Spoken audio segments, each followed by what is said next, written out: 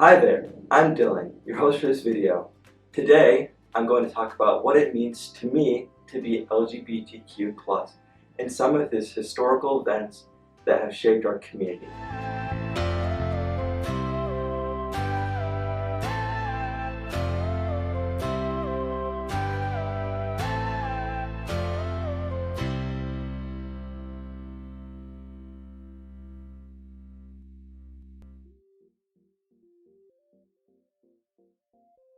Being part of the community for me means that I am not straight and I am not attracted to women, no matter how fierce they are.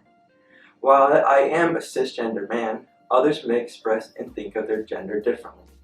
But being part of this community also means I often have to come out to people for them to know I'm gay. This is because if we don't come out, people typically assume we are straight and cisgender. Some people have said that my sexual orientation is just a phase I'm going through, or told me that I'm just different than others. When I hear this from my friends or family, it feels like they aren't seeing me for who I am.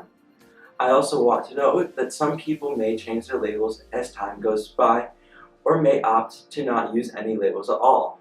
All this is okay and is part of figuring out who we are. Something I think about with being gay is, why do I feel like I have to come out?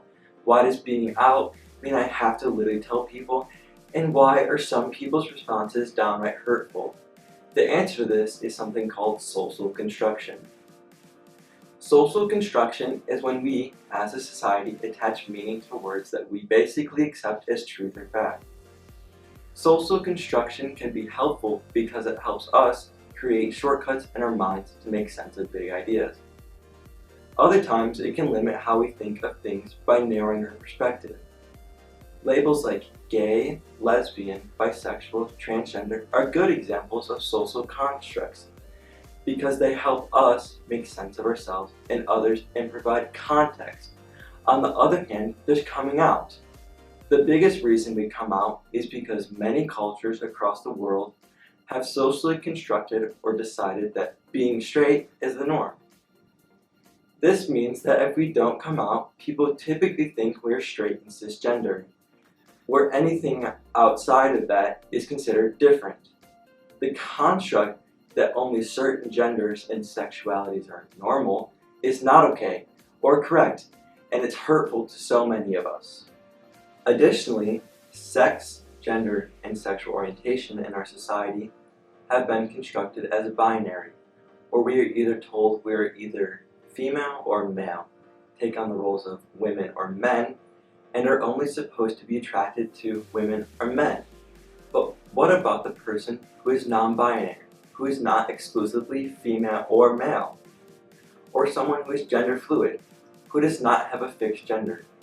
And what about a person who is trans, where their inner sense of being female or male differ from their assigned or presumed sex at birth? What about someone who is pansexual, where they can be attracted to anyone regardless of biological sex?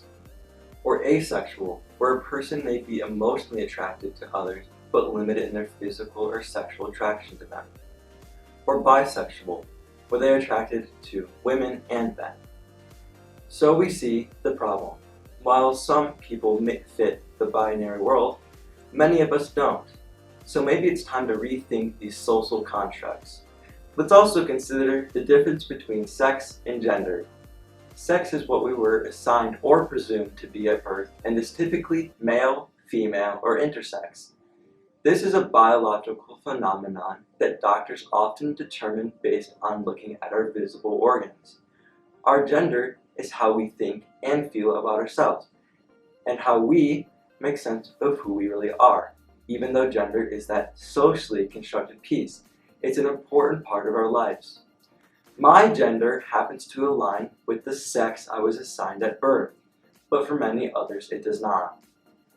Lastly, let's talk pronouns. It's probably something you learned about in middle school English class, and is something your brain automatically does. So here's just a refresher. Pronouns are used to refer to people we are talking about, such as she, he, they. So instead of saying Juan is nice, I might say he is nice. Got it? I have found that people who introduce themselves with pronouns or have pronouns next to their name on their name tags or e-signatures tend to be supportive of our community. Considering your pronouns is also a way to explore your gender identity and what pronouns are a good fit for you. I use the pronouns he, him, his because that's what feels like a good fit to me. Being part of this community means that in addition to my bio family, or the one I was born into, I have another family known as my chosen family, who are the people in my life I choose to be my family in the LGBTQ plus community. I've met my chosen family online and by connecting with others at school who are like me. I don't always find family online, but it can be great knowing there are hashtags and online groups that help me connect with others just like me.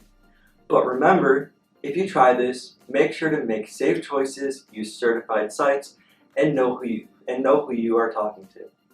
Having a chosen family is one amazing part of this community. Being a part of the LGBTQ plus community means I have an automatic shared connection with other LGBTQ plus people based on our community's lived experiences. It means that I can recognize symbols like safe space stickers or pride flags that people put up to show me they are supportive of me. It means that I can take pride in who I am, knowing the struggles my community persevered through for me to be standing here today. It means that while I take pride in myself every day of the year, across the world there are festivals that are dedicated to celebrating me and others like me. Being gay and part of the LGBTQ plus community gives me the motivation, inspiration, and determination to live my life with pride. Let's talk about our history. Being a part of the community means knowing that we stand on the shoulders of those who came before us, those who fought for our rights and freedom. We're going to share some of the highlights, but check out our online resources for links that offer a more detailed history of the LGBTQ plus community at projectsupportwsu.org. Let's begin our dive into LGBTQ plus history by going back to the 1960s in New York City. A time where being LGBTQ plus was illegal and people were put in prison just for expressing themselves. Police would raid bars and do gender checks where they would literally look at your genitalia, and if it did not match what you were wearing, they would arrest you. A popular bar for gay men and transgender individuals was the Stonewall Inn.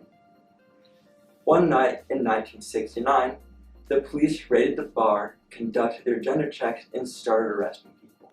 But that night, the patrons had enough and fought back with a series of spontaneous protests that lasted for 6 days. These events led to the creation of multiple gay rights organizations, such as the Human Rights Campaign, Gay Liberation Foundation, and Street Transvestite Action Revolutionary, or STAR. An important figure in this fight was Marsha P. Johnson, a black transgender woman who spoke out about the injustices that she and her community faced. A year later, our community marched the streets of Manhattan from the Stonewall Inn to Central Park. This march became known as America's first Pride Parade. Many cities across the nation have adopted the Pride Parade to celebrate, honor, and bring awareness to the LGBTQ plus community. In the 1980s, a mysterious virus spread across the world known as HIV and AIDS. HIV and AIDS are viruses that attack the immune system. They can be transmitted through bodily fluids, which include blood, rectal and vaginal fluids, semen, and breast milk. While HIV can lead to AIDS, it does not always. While many doctors were trying to understand the virus, the HIV and AIDS epidemic swept our community, claiming around 150,000 lives every year from the mid-1980s through the early 1990s. The public often called AIDS the gay disease because most reported cases came from the gay male community. In 1985, the FDA barred gay men from donating blood because they believed if you were gay, you had HIV, which is just not true. Despite the efforts of some doctors and medical professionals, there were still some who refused to treat men they suspected to be gay due to the stigma. Thankfully today, We have treatment and answers to so many questions we didn't know, where many people living with HIV or AIDS can lead long, fulfilling lives with little to no symptomology. In 2010, the It Gets Better campaign launched, where LGBTQ plus celebrities came out and shared with the rest of the world that while life is tough for many of us, life can and will get better. The campaign showed how resilient our community is and how we are here to stay. As time progresses, LGBTQ plus celebrities have become more and more public. Celebrities like Lil Nas X, Laverne Cox, Adam Lambert, MJ Rodriguez, Demi Lovato, Trixie Mattel, and Joshua Bassett, just to name a few. Watching others live their lives freely and openly as their true selves has given me hope that I can exist in this world and be proud of who I am. Despite laws, legislation, and public opinion changing in favor of our community, in the early 2000s, same-sex marriage was still legal. The federal government refused to give people in same-sex relationships the same rights as straight couples. Eventually, it became up to the individual states to either acknowledge same-sex marriage or not. In 2003, Massachusetts led the way by passing a bill that finally recognized same-sex marriage as legal. But then, in 2015, everything changed because of two guys who just wanted to be married, Jim Obergefell and John Arthur. In 1992, the couple lived together in Ohio, where they bought a house and enjoyed their lives together.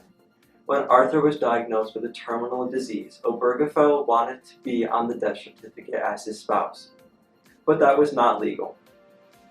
After taking this case to court repeatedly, they finally reached the Supreme Court, the highest court in the country. It was there, in 2015, that the Supreme Court ruled that prohibiting same-sex couples from getting married was unconstitutional. Soon after, Obergefell and Arthur shared their vows, and Arthur was able to die a married man. While we have come a long way, we still have a long way to go. Across the nation, disaffirming practices and laws keep us from reaching equity. For example, the transgender community continues to face oppression, with public bathroom policies preventing them from using the restroom of their gender in the military and with accessing gender-affirming therapy and surgery. As a community, if we want to continue making progress towards equity, we need to advocate for ourselves until we feel we have secured our equal treatment that we should be guaranteed through the 14th Amendment. Knowing our history makes me feel connected to something bigger than me. I am guided by those who come before me, leading me in the direction I need to go. While we've been hit with a lot of negativity, we as a community keep surviving and thriving. When we get knocked down, we get up, brush ourselves off, and keep it moving, knowing that we do not stand alone. Our community spans the world, and while I may not know my friends in Germany or Australia or South Africa, they've got my back and I've got theirs. Now I turn it over to you. Take some time to think about what being part of the LGBTQ plus community means to you. It does not have to be prolific, it just has to be yours. Take some time to consider what I've shared about what it means to me to be part of the community and see what stood out to you. What makes you feel connected to the rest of the community? Do you have someone in our community that you look up to? Think about what it is about them that you like the most. Whose contribution to our community resonates most with you? Who would you want to learn more about? What do you want to add to our community? This could be a great time for you to look into your school's GSA or other community organizations that are directed to our community. History has taught us a lot about who we are and what we can achieve if we work together. Maybe it's time for us to take up the mantle and help shape history. For now, thank you for watching. I'm Dylan. See you next time.